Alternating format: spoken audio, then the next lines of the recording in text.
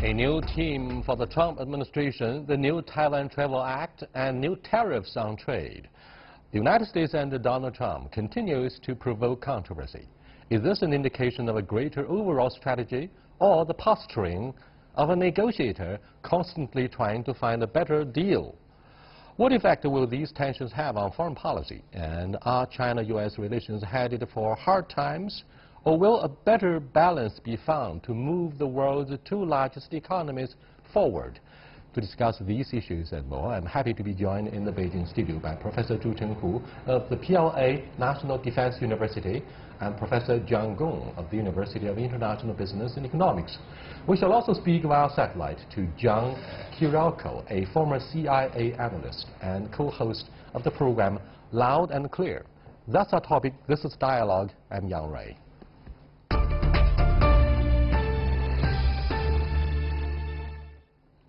Welcome to Dialogue, gentlemen. Donald Trump's proposed tariffs would affect China to the tune of $60 billion, gentlemen, and China says resolutely it will defend its interests and core stakes. Is there going to be a full-on trade war? What's likely to be the real end game of this negotiation?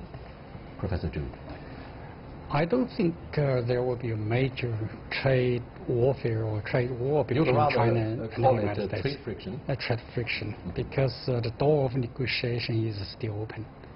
If you look at China's reaction to the 60 billion tariffs on China, you can see that Chinese reaction is quite slight. And I think if these $60 billion is yet to be finalized, because the government of the United States did not publish its list. So China will take reactive actions according to the list that they will publish in the coming days, if they do. But I don't think they will have this sort of list. I hope that the problem could be solved on the basis of a negotiation, and through the negotiation both sides can make compromises to the other. Well, probably what you say will be viewed like wishful thinking. That's right. For some of the observers in China. Now, rhetoric aside, John, obviously China has taken measured steps instead of setting fire with the inflammatory words or rhetoric. What do you think is the motivation or driving force behind China's self-restraint? Is that a sign of weakness, or rather more about flexibility before the Iron Curtain really descends on the area of high technology? It's not a sign of weakness. I mean, this is not characteristic of Chinese government's negotiation style. I mean, what Donald Trump has taken a stance is very characteristic of his past experience as a real estate negotiator. That's always has been what he's doing. Bluff in the front and back off from that position. So I think the Chinese government understands that. We understand his negotiation style, and we understand that both sides don't want to escalate this. And he said, I think let's go back to his press conference. He said that several times during the press conference that it's subject to negotiations, subject to negotiations. I think I would surmise right now it's intense negotiation right now, trying to strike a deal between the two countries. Hopefully it's a deal. It's better balance. Let me go to the other John on the crossover, on the satellite. John, perhaps what we see today is only the tip of a huge iceberg. What lies behind the tip, I'm afraid, is the consensus of the two parties, Republicans and Democrats, to punish China, which they say is pursuing high-tech vantage point. I mean, this is a zero-sum game for the Americans. This is a bipartisan consensus, and therefore we are doomed to have a fight. I mean, what do you think of this a pretty realistic concern?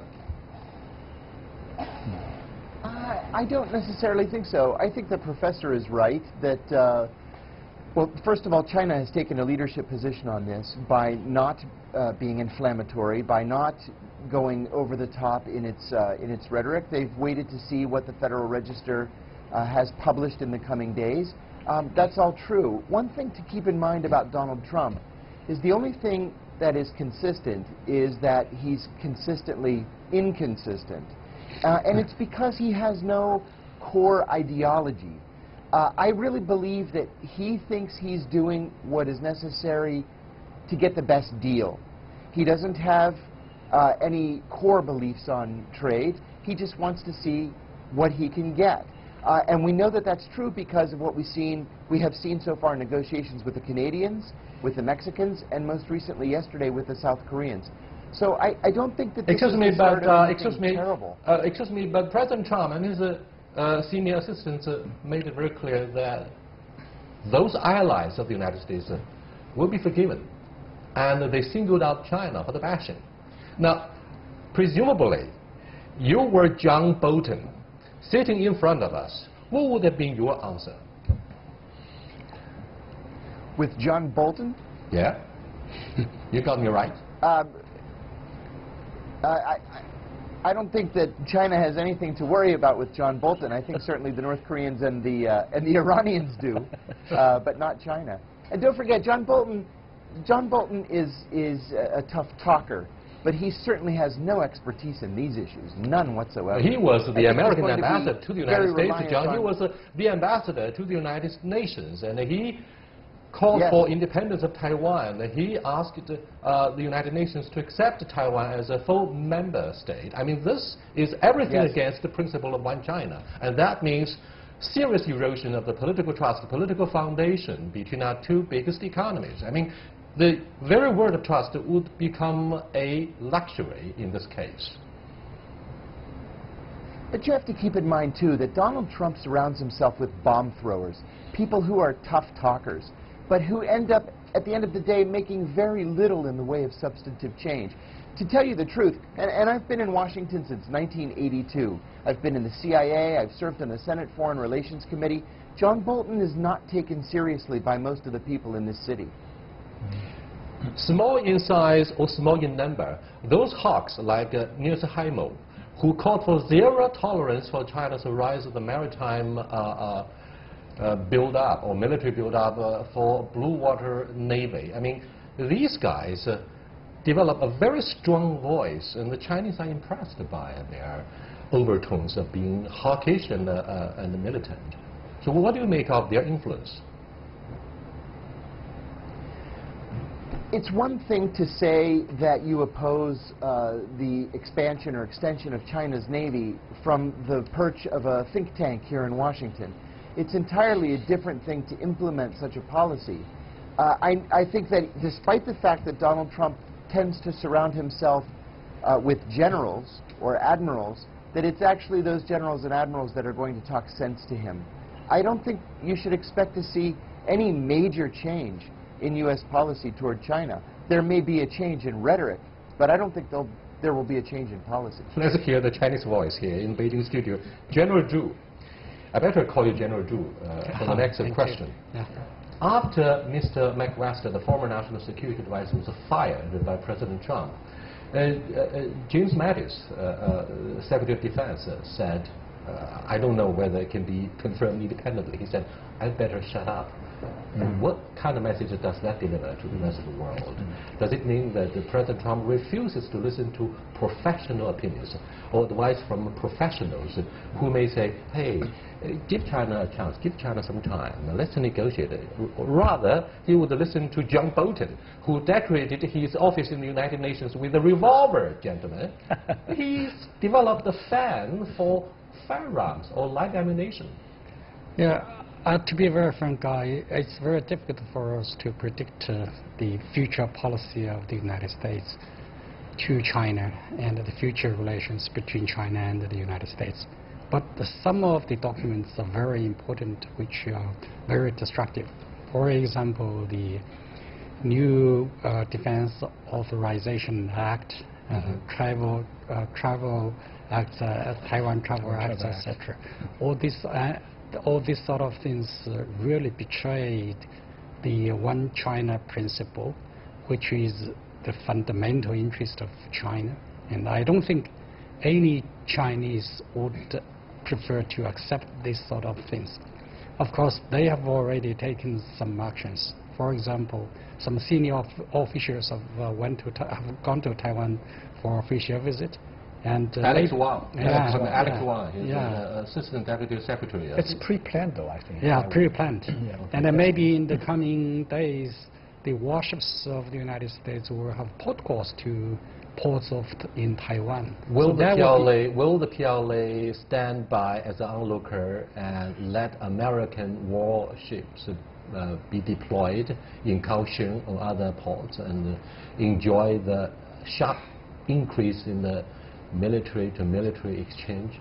I don't think the Chinese military will stand by and watch. It's very difficult because it really violates the core interest of China. And if these sort of things are allowed to do by the U.S. military, I think more actions will be taken against China on Taiwan issue. That will be very, very difficult. You because mean this one concession today would invite more aggressive actions measures to be taken by the United government, States, particularly by the hawks in the Pentagon? Yes, that's right. Therefore, and because these sort of actions will send a wrong signal to Tsai Ing-wen and her administration in Taiwan, and this will make her much bolder than she was in taking actions of departing from one China principle. Should we still cling to the illusion, John, that Tsai Ing-wen refuses to accept the 1992 consensus or the one China principle, and we have to be patient, we have to be endlessly patient, waiting for the other half of the examination paper to be handed over to the other side of the Taiwan Strait, so that we resume the political foundation for having any serious dialogue? This is a very difficult trade-off decision. On one side, we stick to our peaceful unification principle. On the other side, we can't tolerate a secessionist Taiwan going further and further drifting away. We have the anti-secession law adopted by the National People's Congress. Exactly. We have our own domestic statute prohibiting that. Now, however, having said that, I still want to maybe play a devil's advocate here to point out a little bit distinction here. The Taiwan Travel Act really only doesn't mandate a official exchange. It encourages. I mean, if you look at the statutory language in this act, it says encourages. So, from the White House position, from that perspective, they think they hasn't violated one China policy yet, because it's really not up to the president's implementation of this act. So this White House still has some room to, even though it signs it, but it still has some room of not actually implementing this, right? And also, I also want to make a point that although Donald Trump is now surrounded by a lot of China hawks in the West Wing and White House, and some people say he's already assembling a war cabinet. If you look at all the high-level ministers, high-level people there. Previously, I called an American hunter. I wrote an article about this, surrounded about this generals, right? However, having said that, I think I still want to jump to the point that Donald Trump entirely buys into this story. This is a dramatic story that China-U.S. relationship has fundamentally changed. China has become a competitor, if not a rival. I think he is still, right now, what he has been doing, I think from his personal perspective, he is still sticking to the trade issue. He really wants to rectify this trading balance problem. I don't think he has really jumped onto this bandwagon of perhaps we are barking at the wrong tree, John and Chen Hu. We are barking at the wrong tree behind Donald Trump, who of course antagonizes the whole establishment and most of the elites. However, he does enjoy the bipartisan consensus that China is fast becoming a strategic competitor. This is the bipartisan consensus. It's not just Trump himself. Let me go back to John on the crossover. What do you think of our concerns that it is, after all, the bipartisan consensus, and we're going to head for head-on collision? It's inevitable. Thucydides' trap is waiting for us, and there would be inevitably hostilities. What do you think of this note of pessimism, John? Oh, I disagree that there will be hostilities, but it's true that China is seen as a strategic competitor.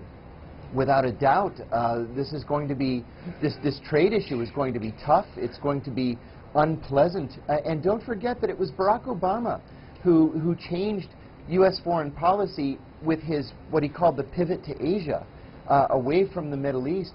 So yes, China is seen as a strategic problem for the United States, but I agree with the professor that it's largely centered around trade. I would caution not to overblow any kind of bipartisan consensus on Taiwan. I don't think such a consensus exists, but it's the trade issue. And Donald Trump really does believe that the United States is being ripped off by other countries with which the United States trades. He made a promise during the campaign that he's going to try to rectify that, and in his mind, I think he really believes he is trying to rectify that. Thank you so much. Before we continue with the other half of the program, let's take a quick look at the Vox Pop that we had about the U.S.-China relationship. Other views. Let's take a look.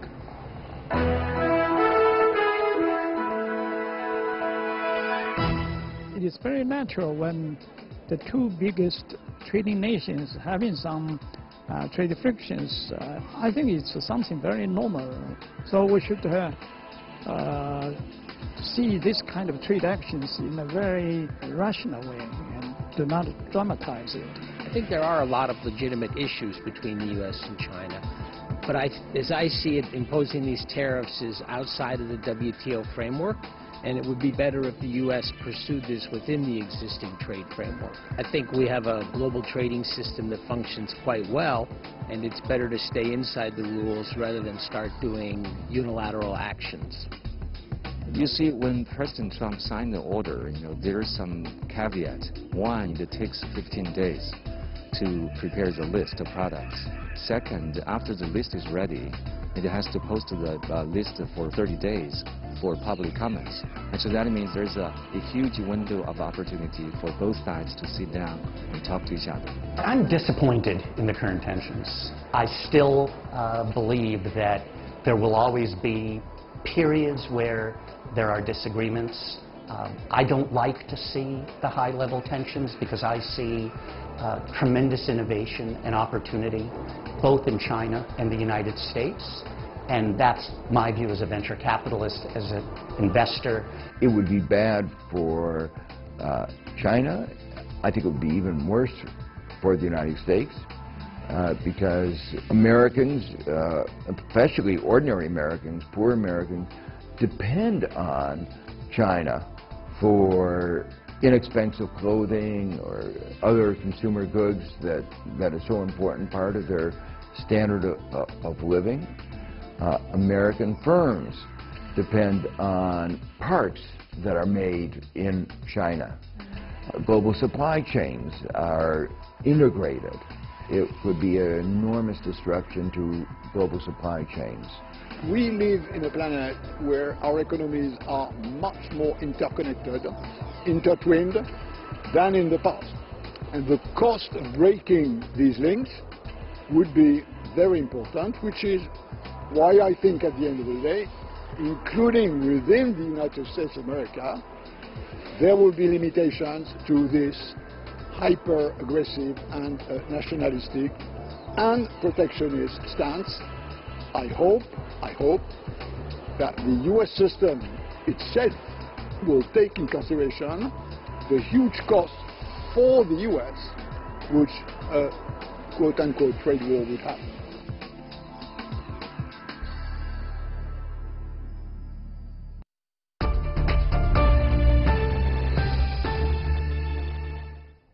Welcome back, gentlemen. Let me go back to an article, a cover article of Economist. The title is Battle for Digital Primacy between the two economic giants. Now, connected to that, the New York Times ran an article which stated tariffs weren't the fundamental problem in the U.S.-China trade relationship. Instead, it contends the U.S. is beginning to push back hard against China's bid for surge forward in technological innovation represented by Made in China 2025. Zhang and Zhenhu, it seems to suggest that this is another form of containment against China, one which aims to allow it to maintain technological supremacy, no matter what, at any cost, as it wishes to maintain military and political supremacy. So, what do you think of that theory and the potential scenario that may follow suit? I think it's a problem between China and the United States, but I don't think it's a serious problem. Is that a problem or a security dilemma? That's right. But it's not as serious as we believe at present. And I believe that it is a foregone conclusion that China will develop its technologies very fast. With the input, with the increasing of the input into the research and R&D. And secondly, a lot of Chinese studying in the United States are coming back. It is because they are not very how to say, they are discriminated in some of the sensitive agencies, especially in those research institutes. John, do you think this article of New York Times raised the prospects in the following areas? For example, Chinese students won't be allowed to conduct serious academic research in sensitive areas concerning digital technology. Ethnic Chinese won't be allowed to work in places such as Los Alamos Laboratory. And those who do make investment in high-tech areas will be put on 724 eavesdropping by the Homeland Security or FBI, and the 1,000 talented plan by the organizational department, CPC Central Committee, with also members of this 1,000 people plan would be put on their radar. Well, you mentioned three, four things here. I think. Right. So, what do you think of the consequences? I think is this a new Cold War? It's not a Cold War, but let's take it case by case. I think number 3 and number 2 are already happening. It's increasingly difficult for Chinese people, students graduating from American universities to get federal jobs, for example, in defense-sensitive industries, get into Los Alamos lab, Argonne lab, stuff you're talking about. And I also think that but the idea that he's going to stop Chinese students to study in the United States in STEM areas, science, technology, mathematics, and these areas, engineering areas, it's just stupid. It's not going to happen. Okay, it can't. You think heads of universities will lodge a collective protest against this political plan? Well, I mean, think about this. I mean, the top 20 universities in the United States are private universities. The federal government has no mandate whatsoever on the type of students they're going to limit. So, this is something you cannot stop, and it's going to really run into political resistance. And do you foresee surge receding for Chinese students to go to the United States? In fact, an editorial of Global Times called for a reduction of the number of Chinese students going to the United States. And then private universities in the United States would face immediate awkward situation of a sharp decline in their revenue. Well, I mean, if you look at the level of research, the level of publications, scientific publications, for example, in the world, I think the United States is still leading, really a lot compared to China. The leading journals are controlled by the professors in American institutions. Look at the publications, they're still the number 1. And I think it's still a very good place for Chinese students to go there. In addition to this, the higher education industry itself really contributes to alleviating the trade surplus problem from China's perspective. Because overall, after all, higher education in the United States is really Americans' exports of service to China. Right? It's a $20 billion industry, just the tuition itself, and plus lodging, expenditure, and everything else. It's, my guess is, close to half, $50 billion. So I think the idea of shutting down this exchange is totally on the wrong side of history. I mean, Chinese students are strongly encouraged by American government to study arts and humanities, liberal economics, finance, international relations, exactly. Not mathematics, not physics, not chemistry, not the bioengineering or whatever. Let me go back to the other John. Hi, John. Hello. You see the dynamic of our discussion here in the Beijing studio. What do you make of the consequences of, for example, having Harvard University to decide, look, we won't have as many Chinese students as before because of the pressure from FBI? Yeah, I think that's unfortunate. But I want to look at this in 2 different ways. First of all, Chinese students, of course, are welcome all over the United States.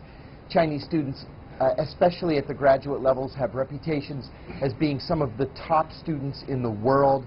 they do well in academia, they publish freely. Welcome to the United States.